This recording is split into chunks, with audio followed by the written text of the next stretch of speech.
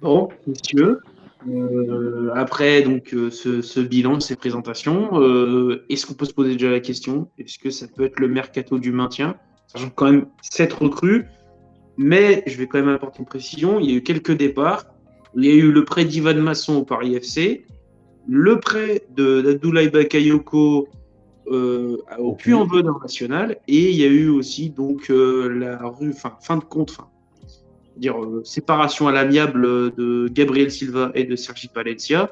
Sergi Palencia lui a retrouvé un club, il est au Los Angeles FC. Et Gabriel Silva n'a toujours pas pour l'instant retrouvé de club. Donc on va dire que c'était plutôt des fins de contrat en termes économiques, le salaire qu'ils avaient. C'est sûr qu'ils prenaient un salaire plus gros que la plupart des joueurs de Ligue 2, donc du coup c'était peut-être très important même de leur dire au revoir. Et puis bon, finalement tu fais quand même 7 recrues, donc ça te permet de renflouer quand même ton effectif, qui est quand même encore conséquent, qui va devoir être allégé au fil du temps. Mais ouais, sur les 7 recrues, comme on l'a dit, hein, il y en a quand même pas mal qui ont déjà prouvé leur valeur, pour certains. Pour d'autres, on sera encore dans l'attente, surtout sur les derniers qui sont arrivés en fin de mercato.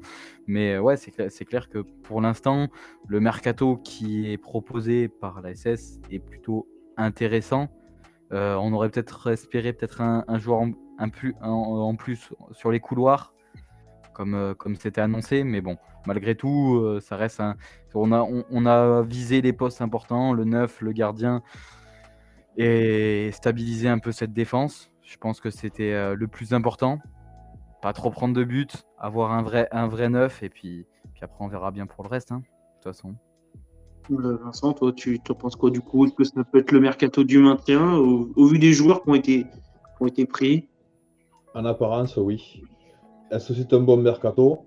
Je n'en ai pas la moindre idée. On répondra à la question au mois de mai-juin, parce que c'est là qu'on pourra dire s'il a été bon ou pas.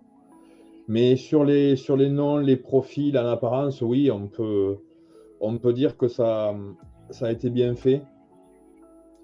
En même temps, on voit que ça avait été pas très bien fait l'été précédent. Donc, il a fallu gommer un petit peu tout ça, combler les manques. Et il y en avait beaucoup.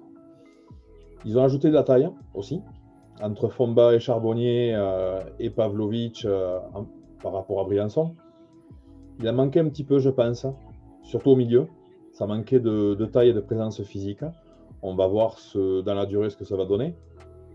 Je pense très honnêtement que oui, c'est un mercato qui pour moi permet le maintien. Encore heureux, parce que quand on voit certains joueurs et le pédigré qu'ils ont, heureusement quand même, parce que Charbonnier, Bamba, Larsonneur et tous les autres, si avec ça tu ne te maintiens pas, c'est que le problème est ailleurs. Voilà. Oui. Puis même au-delà de ça, ça peut poser une double question. Ça veut dire déjà que, premièrement, si tu en es même à recruter 7 joueurs, c'est quand même important, 7 joueurs en un mois de mercato, Pardon. c'est quand même assez. Ça prouve en fait que tu as raté ton mercato d'été, en fait. T'es passé complètement à la trappe, hein. Complètement à côté. Et que peut-être aussi, ou alors que tu t'es trompé sur des joueurs. Je pense notamment à Giraudon. Tu t'es trompé sur son profil. Dylan Chambos, tu t'es trompé. Dreyer, tu t'es trompé. Le problème de gardien, ça, de toute façon, l'Arsenal. Voilà. De toute façon, le problème de gardien, on le savait avec Etienne Green. Oui. En fait, le souci, c'est que tu es parti cet été. Tu as débuté ton championnat en te disant que c'était Etienne Green ton numéro 1. Donc, du coup, à ce moment-là, tu as pris Dreyer en numéro 2. Donc, du coup, tu étais dans une optique où en fait, ça pouvait pas le faire. Et c'est pour ça qu'à l'hiver, tu étais obligé de prendre un gardien expérimenté avec voilà, ce carnet d'adresses, ce CV important et imposant. Il y a une grosse différence entre le mercato de cet hiver et cet été. Cet hiver, il y a eu la possibilité, je veux dire, de l'anticiper et de travailler un petit peu en amont. Je ne dis pas que cet été, c'était l'inverse. Ils ont pu travailler dessus, sauf qu'ils ont démarré le mercato avec 0 en poche. Donc là, déjà, de démarrer un mercato après une descente avec rien pour recruter, c'est compliqué. Après, il y a des ventes qui permettent d'acheter des joueurs. Mais là aussi, le timing, il n'est pas bon parce que le championnat va commencer. Donc, il faut faire dans l'urgence. Certains joueurs sont déjà partis, etc., etc. Donc, tout ça, l'enchaînement fait que le mercato, il n'est pas fait dans le bon sens parce que les circonstances sont un peu contre toi. Je ne dis pas qu'ils n'ont pas fait d'erreur, ce n'est pas le cas. Il y a eu des joueurs qui n'ont pas donné satisfaction. On en a parlé, on sait très bien qui ils sont. Et bon, ça a été déjà évoqué. Maintenant, je leur suggère, je suis personne, hein, mais déjà de basculer sur le prochain mercato. Hein. C'est maintenant qu'il faut démarrer. Hein. J'espère et je pense qu'ils vont le faire. Mais là, ça ressemble à quelque chose. Ce qui a été fait cet hiver, c'est plus cohérent.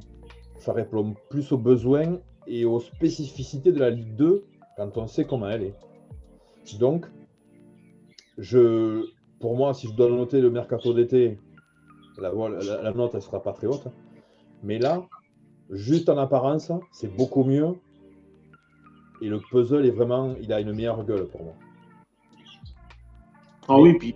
Et aux joueurs de répondre maintenant. Voilà. Parce que c'est les noms, ok, le nom, le pédigré, mais comme tu as dit, hein, la meilleure façon de parler, c'est le terrain, de toute façon. Oui.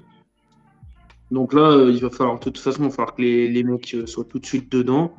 Parce qu'il y a un mois, on le sait, on le redit, mais les prochains matchs, les 3 prochains matchs, c'est peut-être les plus importants de la deuxième partie de saison. Hein. Vu les équipes que tu affrontes, surtout. C'est ça. Et puis, le mercato d'hiver, il a été fait en fonction aussi des besoins par rapport au schéma tactique voulu par Batles.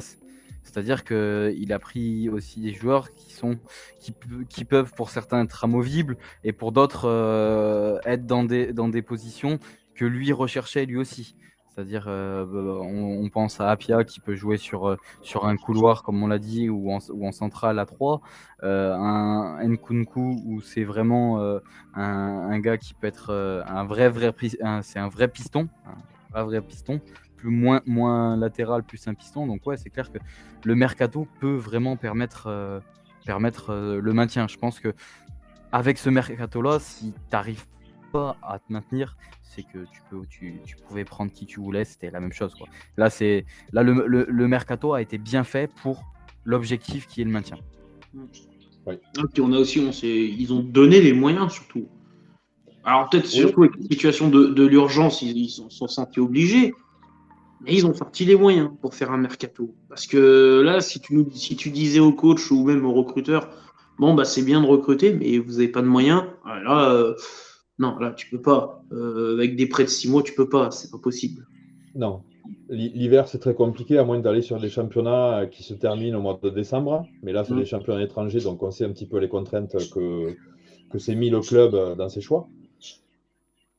Mais cet été, pour moi, il fallait faire mieux. Il y a eu du retard à l'allumage. Mais là, au moins, cet hiver, il fallait aussi arriver à solder encore plus cet héritage de la Ligue 1. C'est-à-dire qu'il fallait faire partir un maximum de joueurs qui ont connu cet épisode particulier de la descente. Il en reste que 5, si je sais compter, que ce soit Mouefek, Nadé, So, Fall et Green. Il fallait en sortir le maximum, parce que quand on sait que psychologiquement, le mal que ça avait fait, il fallait vraiment faire un maximum de choses pour tourner la page le plus rapidement possible et partir sur autre chose. Là, c'est fait. Après, maintenant, il y a des joueurs, par exemple, Fall n'a pas joué, même si je pense qu'il n'a pas joué. Mouefek n'a pas beaucoup joué l'année dernière. Et d'ailleurs, là, les matchs qu'il est en train de refaire, il revient dans une espèce de second souffle incroyable. C'est la 8e recrue. C'est ta 8e recrue. C'est ça. C'est cette recrue. Ça fait plaisir à voir. Franchement, c'est une recrue à part, mais je suis content de le voir parce que j'en avais entendu parler, on avait vu un petit peu. Il n'a jamais été tranquille avec les blessures. Je suis heureux pour lui de le voir sur le terrain et performant. Merde, il le mérite. Voilà. Ça fait chier qu'il y ait des joueurs de qualité qui sont investis, qui font pas de bruit, qui soient emmerdés par les blessures. Je trouve ça d'une cruauté extrême. Et je suis content que lui, il a la possibilité de s'exprimer. On lui fait confiance, ça se voit. Et qu'il aille à fond, qu'il se lâche et que enfin le physique le laisse tranquille. Et d'ailleurs, à part de ça, le staff fait très attention à Mouefek par rapport justement à ces pépins qu'il a eu est très rigoureux, très précautionneux. C'est pour ça qu'on Ouais. l'avait pas vu notamment titulaire contre Bastia. Le staff ne veut pas trop prendre de risques avec ce genre de joueur. Et Et Ils ont les bien propos raison. de Batles avaient crispé en plus. J'avais vu que ça avait été un petit peu interprété. Mais je comprends le fond de la pensée parce que tu n'as pas de garantie sur Mouefek. Tu sais que c'est un très bon joueur, mais tu sais pas si son physique va suivre. Donc peut-être que ça a été mal dit ou mal interprété, mais je comprends le fond de la pensée de Batles. Ah, mais moi aussi. Ah oui, Et il c'est clair. compte sur lui. Mais il compte à 100% sur lui. Voilà. C'est surtout qu'il il veut pas le faire trop enchaîner, le faire trop tirer sur la corde pour qu'au final tu le perds pour 6 mois. Genre, ça serait bête. Alors que tu sais très bien que si tu sais le faire souffler, c'est pour ça que sur beaucoup de matchs, il sort, il peut sortir à la 70e et tu le ressens dans ton équipe quand même quand il sort. Parce que Ouais. c'est quelqu'un qui est très important au milieu. Ça veut Mais dire qu'il aime beaucoup. Hein. ah oui, ça veut dire qu'il imprime beaucoup. De De toute façon, il imprime le tempo. Hein. Tu le sens. Ah oui. Dès qu'il accélère, l'équipe accélère. Mais par contre, ce qu'il faut se dire, c'est que si ils en prennent autant soin, c'est qu'ils savent aussi la qualité de ce joueur et l'importance de ce joueur sur la fin de saison.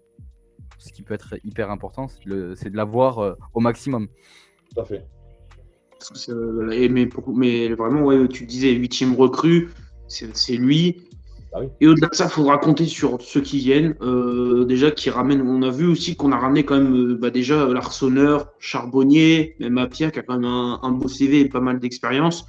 On a ramené quand même un certain leadership qui manquait quand même un peu à la Saint-Etienne parce que le leadership, pour moi, il restait quoi? C'était peut-être Crasso. Mon conduit, il a été souvent blessé, il a été blessé longuement, donc il n'a pas trop pu donner ça. Et Briançon et Crasso. Donc, et pas beaucoup de leadership dans une équipe qui était, on va dire, avec pas mal de jeunes. Ça a été compliqué, on va dire. Et là, le fait de ramener ces joueurs-là on va dire, ça peut donner de l'espoir pour la suite. Et il va en falloir, et de toute façon, il va falloir se la donner de toute façon sur le terrain. Il n'y a pas de calcul à faire. Hein. De toute façon, maintenant, c'est simple. Hein. Il faut aligner les points et puis c'est tout. C'est tout. Il faut faire preuve de caractère. Il faut aller se faire mal sur un terrain. C'est dur, il fait froid, rien à cirer. Il y a des gens qui le font tous les dimanches pour rien. Donc maintenant, il faut que certains joueurs aient conscience de la chance qu'ils ont d'être professionnels, de jouer à Saint-Etienne, de passer à la télé, d'avoir une vie qui va avec. Et puis c'est comme ça. Il y en a qui rêveraient de faire ça. Il y a des millions de gens qui en rêveraient. Donc il faut aussi s'impliquer totalement, même si ça peut être compliqué, je le conçois. Mais, messieurs, vous êtes les privilégiés. Montrez que vous en êtes dignes et vous portez un blason et il faut le respecter. C'est clairement ça. Et puis, voilà, je pense que sur ce mercato-là, tu as mis aussi un peu d'âge. Hein, parce que t'as pas recruté des mecs. Voilà, le plus jeune, si je me trompe pas, ça va être Fomba, peut-être. T'as Nkunku, ouais, c'est vrai que t'as Nkunku.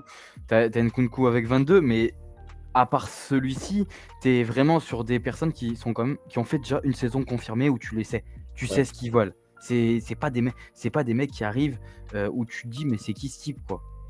Alors t'as le Kader Bamba où tu te dis bon voilà tu l'as pas vu sur une saison entière mais tu sais ses qualités. Je pense que voilà à 28 ans tu sais quand même que le mec s'il est dans le circuit professionnel à 28 ans et qu'il est toujours au FC Nantes, c'est pas pour rien non plus, même s'il a souvent été prêté. Voilà, c'est des personnes. Voilà, de toute façon, quand tu sais que tu prends Charbonnier devant, c'est pareil. Tu t'assures au minimum 7 à 10 buts sur une demi-saison. Facile. Voilà, ouais. Je pense que voilà, je me projette pas trop en disant 7 à 10 buts parce que voilà, il sera là pour mettre le pied à un moment. Il sera là pour mettre sa patte technique à un moment. C'est clair.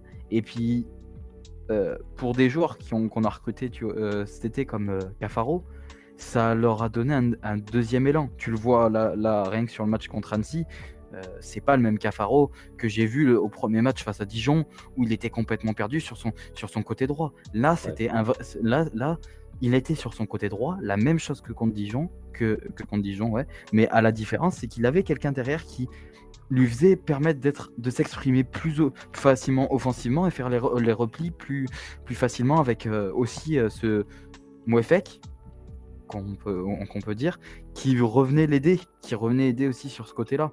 Parce que voilà, le milieu était là pour ça aussi. Les milieux sont là pour aider ces deux joueurs de couloir qui montent pas mal. Cafaro, c'est un bon exemple. Hein.